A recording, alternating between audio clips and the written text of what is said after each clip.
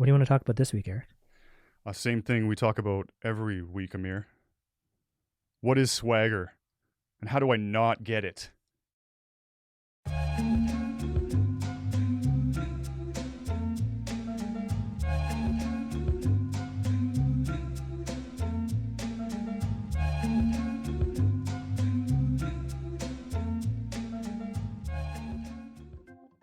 Welcome to the living room. I am Eric.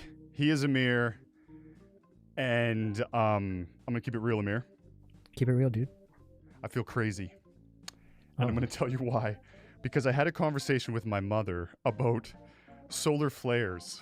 Oh, I'm actually pretty fascinated by solar flares myself. No joke. Okay, yeah, they are. They're fascinating. And I have this thing where people are fascinated with things like the Northern Lights. And to me, I don't like them. I grew up with them. I saw them every day. I don't. Oh, you're just bored. You're bored of them. But not even that. I understand what solar flares are, and solar flares, or I mean, Northern Lights are, and Northern Lights are solar flares, like the universe working and the Earth deflecting deadly solar flares. Maybe not deadly, but solar flares from the Earth. So what's going on in space is actually quite intense and scary. And if you think beyond that, some solar flares are super powerful, and they can do.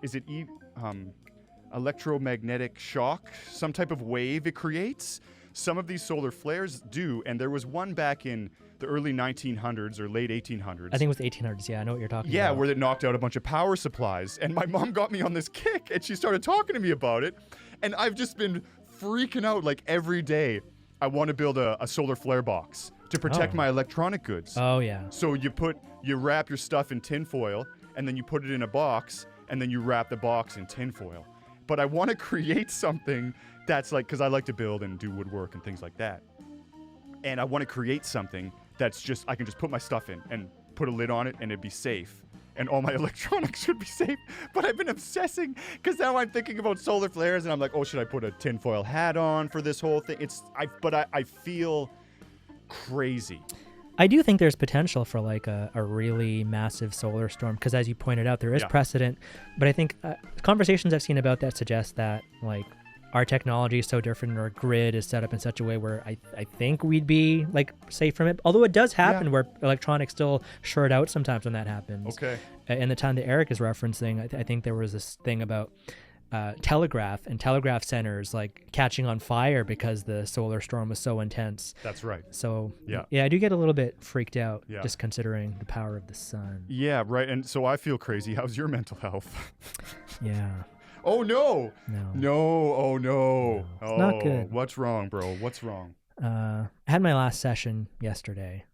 What's your last session? My last therapy session. Okay, so we've been following Amir. If you can go back to other episodes, most episodes we're talking about either my horrible relationship or something worthwhile and valuable, which is Amir's mental health. And it's all valuable. now this week is Amir's because, like he said, that's what he's referencing. Yesterday was therapy. Am I correct? Yeah.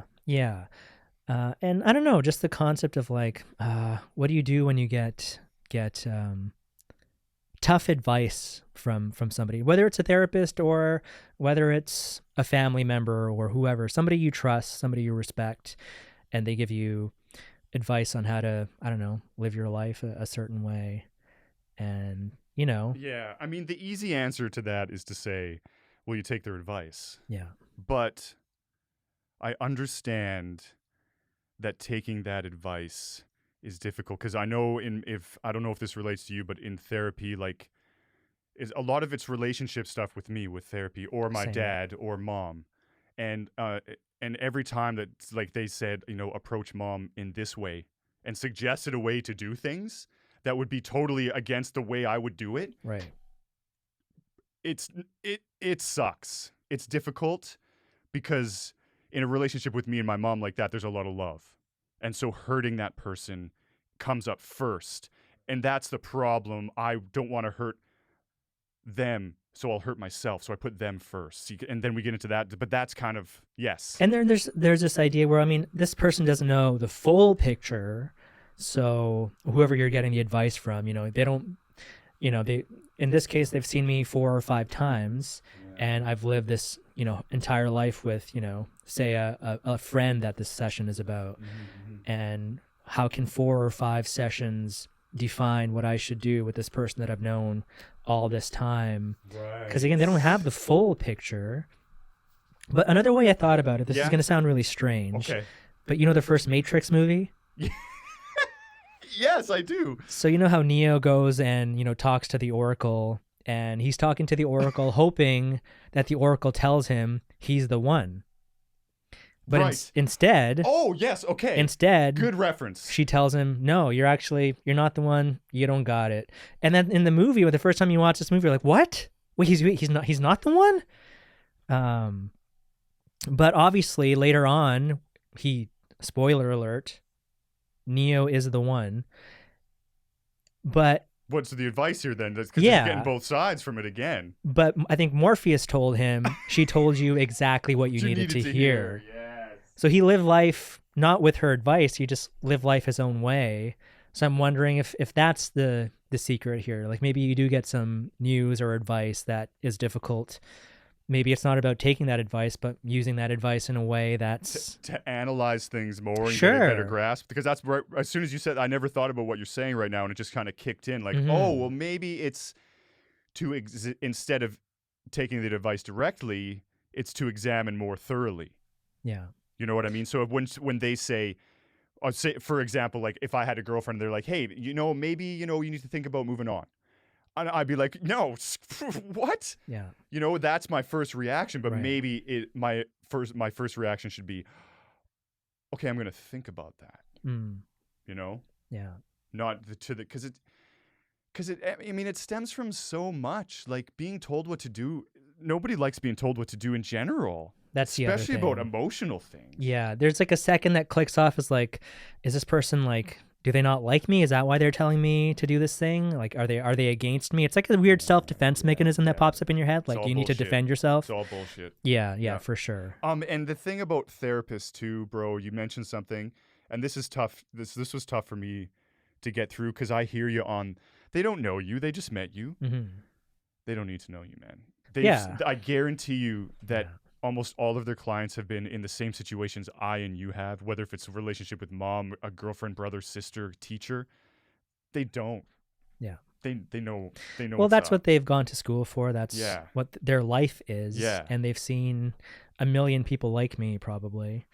There are patterns, I think, in lives and relationships that experts like therapists can follow. But I mean, Yeah. even stemming away from that, just But but really quick, someone to you that like me, we strive to be outside of the mainstream and not be it. And For so sure. some of that I find with me is ego. It's like I know that. Girl, what do you yeah. I know all this already. Shit, you got to tell me nothing, therapist. So that's like ego, which I hate, but I have it too. Definitely plays a role in that. Yeah. And I think just beyond even that specific example that came up in therapy, just mental health in general right now for me is not it's not at an all-time high. So share any more on why or Just stuff around these topics Yeah. and I don't know. I just don't feel like I'm in a great place. I think society plays a role in it. Seeing, all the news that we do see stuff about, whether it's, housing or the cost of living or the Rolling Stones. It's just all really depressing. How do you for yourself personally, like what do you do to like, I don't know, not get sucked up in it? It feels hard sometimes. It's like a black hole that's like sucking you in. I throw my phone a lot. Because you're too on your phone? Too on my phone. And I'm trying to disconnect. Yeah. That's one thing. A lot of my things lately, I've been doing this cool thing where I'm like, hey, there's an emotion. Let's sit with it. And I'll literally talk to it. Like we talked about in your therapy, talking to things. It's like, oh, here's a happy. Why am I happy? What's the point? Yeah. Why? Oh, I'm not trying to dismiss it. I'm just trying to be with it. And not just when I'm sad, when I'm happy or I'm confused. I'm like, I'm so confused. And why? What's going on? Where's this coming from? And really just let it sit in there, but not like a lot of the time, like with the neuroplasticity, if it gets in the groove or you get in the hamster wheel. But if I just let it kind of ride the half pipe and be like, oh shit, what's this crazy thing? And then pop out of it, do a 360 manual heel side flip out. That's what I've been doing. And I've been doing that by verbally, like talking out loud and being like, okay, here's the emotion, here's what it is. And then as soon as I deal with it, I'm just like, and this is the most difficult thing, is giving myself props and being like, yo, you just kicked that thing's ass. You just grabbed it, you talked to it, and you tossed it out. So I've been doing a lot of real tangible, is that the word I'm looking for? Things. Yeah. Things taking action. Yeah, and really trying to like, because when I get scared or too emotional, I feel the anxiety build and I let it take control. And I'm at a place where now I'm able to have it, and it sits right there like Bill or like I know that feeling. What's his head? What's that actor too? There's a famous the actor with the stomach. Yeah, yes, and he puts his hand on it. No, The Last of Us. Oh, Pedro Pascal. Pedro Pascal. He's doing an interview once, and his co-star's like, "What are you doing there?" Oh, and the he's anxiety. like, "That's where my anxiety sits, and that's where it sits for me." I can feel it right now. Oh, can you? It's like it's poop, it's pee, it's cry, it's puke, it's okay. That's too much. It's sad, it's everything. But I'm able to just sit with it instead of trying to be like, "No, get out of there." I'm just like, "Yo, what's up, son? How you doing? What up? Whoa," and just ride it out. I think it's difficult when it comes to your issue with your phone. What we can hope for is a massive solar flare that takes out the power grid and your phone's But dude, gone. that's the thing, because I'm going to be prepared. I will put in my solar flare box. And that's when you don't need the solar flare box. I totally had a daydream that I made a solar flare box and all my electronics were saved, and I became the safe haven for like the city. Like people in Vancouver came to my place to get like Wi-Fi signal and cell phone charge. And I didn't charge anybody either, because how the gas stations always are like, charge more. I was like, you have it for free. Have my Wi-Fi for free, because I protected my stuff. You're sabotaging your own desires. Oh God. Damn it, Eric. Yeah, but my mental health has been good lately, actually. Like I haven't been depressed. I've been sad a lot. But there's a huge difference between the two. Oh, yeah, big time, for sure. And I've been sad a lot, but man, I haven't been depressed in a couple months now. It's been great. That's awesome. Yeah, man. I've been really, really proud of myself and really happy. It's been difficult, but yeah. But again, getting the emotions. Great for you, man. Damn it. Do you need to cry? Go cry. Fuck. Yeah, but even then when we just talked, I found it hard not to like put your shit on a pedestal. You know what I mean? It's tough not to do that. So I hope I didn't like. Oh no! Because I hate it when people make me feel that way too. No, so I hope it didn't get that. No, okay, it didn't good. feel that way at all. Good. It felt comfortable. Because I'm trying to really. Because with my empathy too, I try to connect too much, and so I like registering that. Good. No. So we're gonna do something. So as Amir knows, this story or this show, this podcast, Eric's Living Room, was based on, in its impetus, stories. When I first put a tweet out about, send me your stories about hosts, about producers, your behind-the-scenes media stories, the reaction has been like 90% positive, but there's been this small segment, about 10% of people that have gotten their backs up against the wall about it, which is just hilarious. And speaking of ego, as I mentioned earlier, I think that plays in with that a lot. So don't worry, that's not what this is. What this is it's kind of going to be an archive of Vancouver media, where we're going to take legendary characters like today, George Garrett. Do you know George? Are you familiar? You listened to NW growing up. Are you familiar with George Garrett? Yeah, we talked to him at NW once or twice. So he's a legendary legend. Vancouver investigative journalist. He's retired now. He has been for a long time, and you can find him. We can research him online, look him up. And so this first episode, we're gonna do stories with George, and we have a couple because I sat down with the guy, like George, shut up. No, I'm just kidding. It was wonderful. It was 45 minutes of just story after story, but there were 3 really great ones. And first was how he got into media, and then not just the stories that he, dug up and found and did, but how many times he lied and posed as someone he wasn't to get a story. Check it out.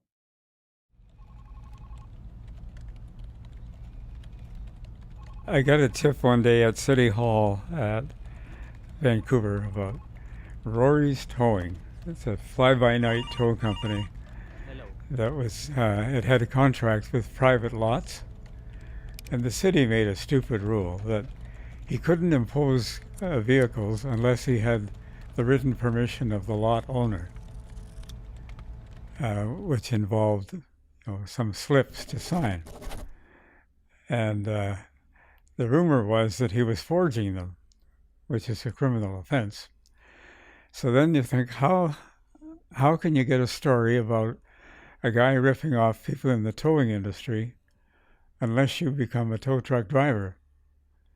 So I didn't shave for a day or two, and I put on some work clothes, got myself a pair of work boots, went to the unemployment office in Vancouver, and I looked at all the cards for positions, and one was for a tow truck driver at Coquitlam Towing.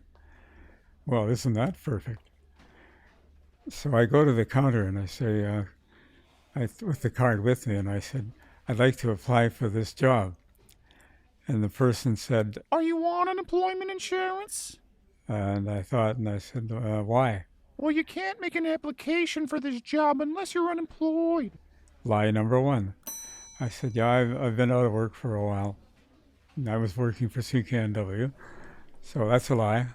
So also it's a criminal offense. So then I'm sent in to see a guy, and I'd use my middle name, which is Reno Garrett. So I went to see the guy and said I wanted this job. Here comes lie number two. Well, Reno, do you have any experience driving a tow truck? And I invented something. I said, well, I used to hang around the service station in Moose Jaw, and they'd let me drive the tow truck once in a while. I'm going to send you out to Coquitlam Towing. But let me give you some advice, Reno. Have a bit of a shave and clean yourself up. And I said, yeah, well, thank you very much. So I did. I went out unshaven. And I thought I'll act like a hick from Saskatchewan, which is easy because I was. And I threw the unemployment card on the counter in front of the young fellow at the front counter. And I said, unemployment sent me.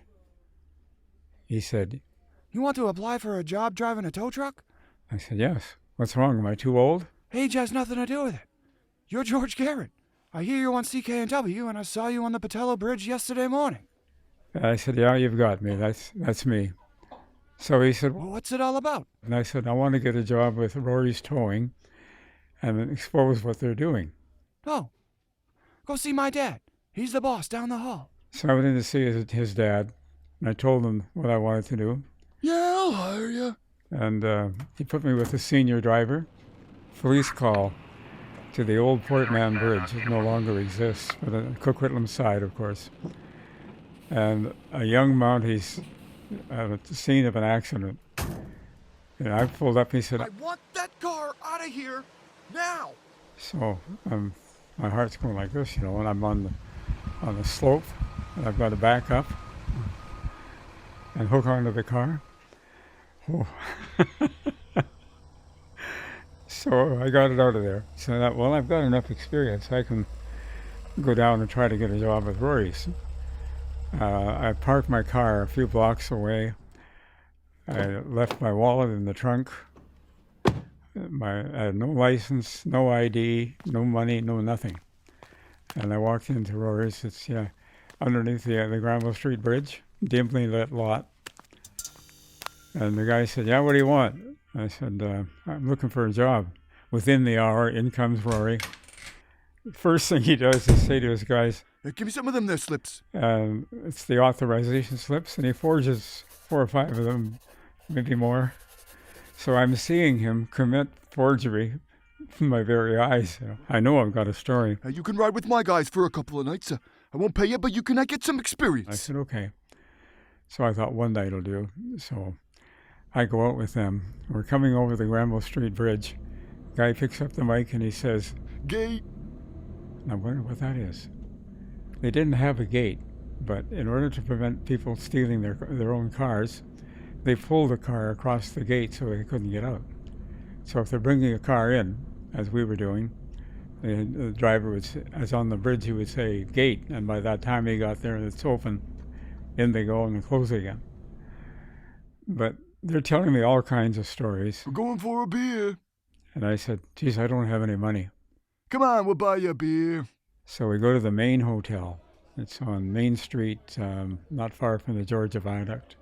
It's really a very dark and not a good place. And as I sat down with the guys, I recognized the waiter. His name is Wayne, and I know him to be a pimp from Maine and Hastings. And I thought, I hope he doesn't reveal who I am. I didn't have to wait. He says, George, what are you doing here? and I said, you got the wrong guy. I'm Reno. No, you're George Garrett of CKWX. Wrong station. And my heart once again is going, but they didn't twig it all. They bought me a beer and so on. And then walked me back to the office. And they were telling me stories about how they beat up on people who tried to take their car.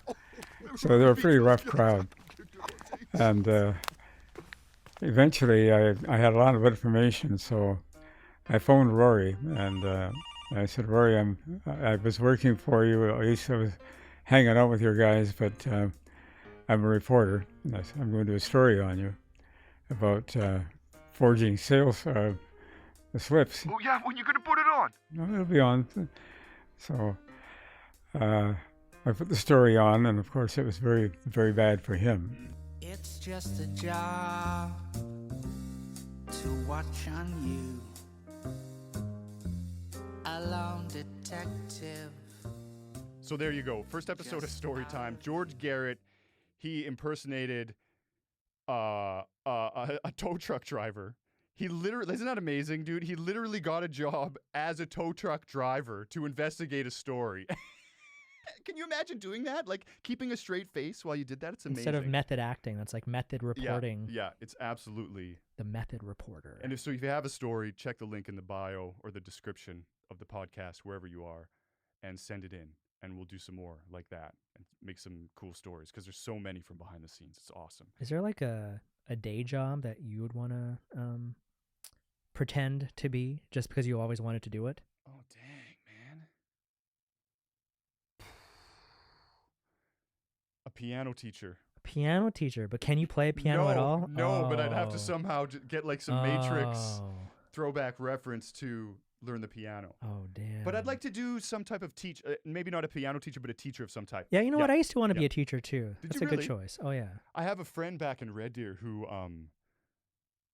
has his teaching degree, and he took every test high on acid, What? and he the passed with like and through high school too. Like every test. Did it make him smarter? No, he just liked drugs, What and he the was just a heck? high functioning drug user. It's acid. I mean, come on, after a few times in a row, you're fine. You just notice some things differently. But yeah, he took every test on acid. I can promise you I wouldn't pass a test on acid. Okay, but speaking of legendary newsmen like George Garrett, right now, go legendary modern musician Modern. other than Taylor Swift. What? In the last, say, let's give it 5 years. Modern legendary musician in the Yes, last. Oh. that isn't Taylor Swift Oh, because that's Lord. just too easy. Oh. I honestly, I don't know if I could do it, man. Oh, I wanted to say this because people think this, but like a Beyonce, obviously. But I don't personally think that. But that's what people think. Okay, see, that's where I was going to go with this too. It's like we keep defining words on this show, but what is a legend? And just because it's pop, Stevie Wonder once quoted as saying, just because it's popular doesn't mean it's good. Right, and that's how I feel about so much And music I don't today. agree. Yeah, You yeah. don't agree? No, I do agree. Oh, Sorry. yeah. I was going to say I don't agree that popular music is necessarily good. Yeah. But like, again, even there I did that. I can go to The Weeknd. I can do Taylor Swift, Beyonce, because you mentioned it. You think It's The j- Weeknd is considered like Yeah, legendary I think so. now? I think In so. your opinion Yeah, too? and yeah. Wow. Well, pop music legendary. Because that's definitely a de facto statement we must make when we're talking about legend, if it's pop culture or not. Because the greatest musicians are not pop musicians. Well, maybe Right. some backing musicians might be. I can't say that. Yeah, my head went to like an artist like Kendrick Lamar because I like some of his music. But All right. again, is he mainstream enough to be considered a legend? He has had some. Oh, Eric doesn't like Kendrick Lamar very much. Maybe we should not talk about hip No, hop. it's fine. Go ahead. Keep going. Keep No. going. Let's talk about hip hop. Is Outcast? They're too much in the past That's now. not I the think 5 years. Yeah, unless you no. talk about that horrible new Andre album. Oh no. It's awful. Stop. It's bad.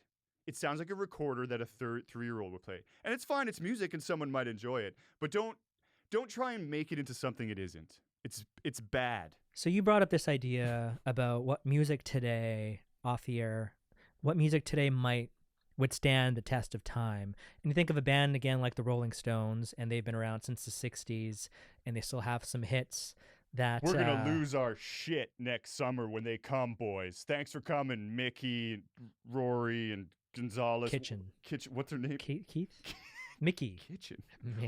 Keith. I don't know. Clearly, I'm not a fan. But some of their music has withstood the test of time. Oh like no! Yes. Painted Black, Gimme Shelter, Sure, Miss You. Sure. Oh, But- I used to have a Stones album on the record roll until recently Oh, why Yeah. did you take it down? because they're old and played out. So I think of I don't know if any of those artists, maybe Beyonce, some of her music, maybe, but even then.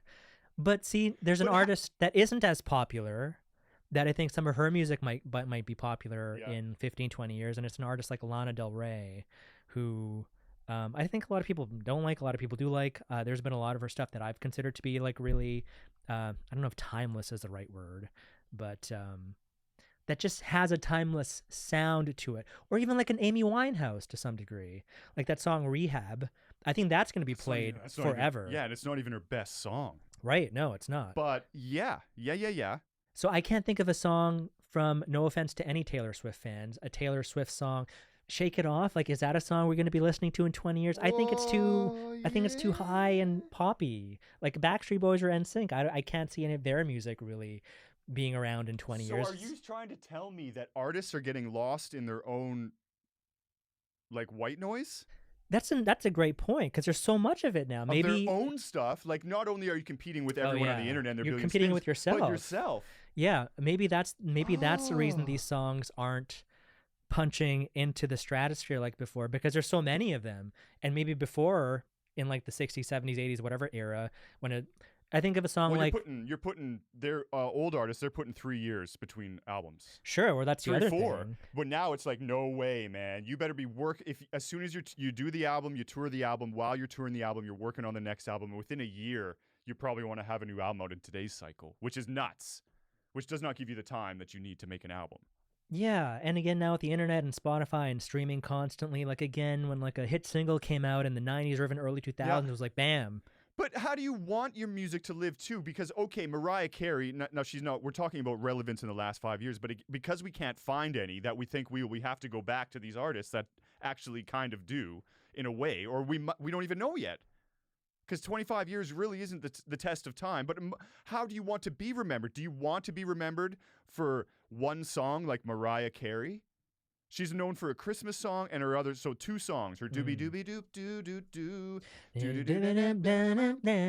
you walk by me, talking sweet and I can get anything Okay, I think that's good. Yeah, but that and the other one, those are her songs, and that's all she's remembered for, which is great, and you've made your impact, which is cool.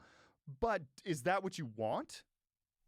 It's not what I want. Because you always see like actors in the acting world, they quit gigs. Like I can think of recently the show Shameless. One of the female leads that plays the older sister that takes care of the family. She left because she wanted to explore other things. But what it is she didn't want to just be known for being on Shameless. Oh. Which is like bizarre to me because this is an iconic show that's wonderful. It tells a beautiful story about just distorted minds and how they work in society and how they all fit in together. It's wonderful. And why wouldn't you want to be known for that? Whereas actors don't want to do that. It seems like musicians strive for that. I can see, though, why an actor wouldn't want to do that. And I think of an actor like Bob Saget, who wanted so hard to escape this idea that he was Danny Tanner on Full House. I think because that's what people think your identity is then, is that character. And he tried as hard as he could to go as opposite as he could. Remember, like, he would do the dirtiest stuff on stage. It wasn't even funny. He was just being dirty. And I think he was just sick of his fans maybe thinking Bob Saget was this wholesome dude. But who cares? The whole entire world. There was a time where it was like, I think the statistics were that the Full House was playing on at least 3 TV stations all the time, anywhere in the world, like all the time. So it was always on. What is wrong with leaving that as your legacy? Like, that's pretty fucking cool, man. I don't understand why you care what people think you are in reality. You're playing a character. It's a Yeah. character. So you get off Full House, you do another character at another show. Okay. So you're that character. Like, you're not going to be known for Bob Saget because nobody gives a shit about Bob Saget. We give a shit about what Bob Saget does. Yeah, you know, if Bob Saget was still alive, rest in peace, I would thank him for being my dad for the first 10 years of my life. Oh, is that your show? It was him and Ooh, this is going to be good. Bill Cosby. Oh, no. Man, I'm glad I got that sound. Anyway. No, I feel that. I watch the Cosbys religiously as well. I used to love my favorite open was one of the last ones. Yeah, it's really sad. But again, I don't put my stock in the human. I put my stock in the character in the show. And So, I think that's what some people do with musical artists. They put stock in the music and Yeah, not the shitty things that artists have done. But anyway, I hope it's not Bill Cosby, Eric. But what do you want to talk about next week? sand. How does it get in there?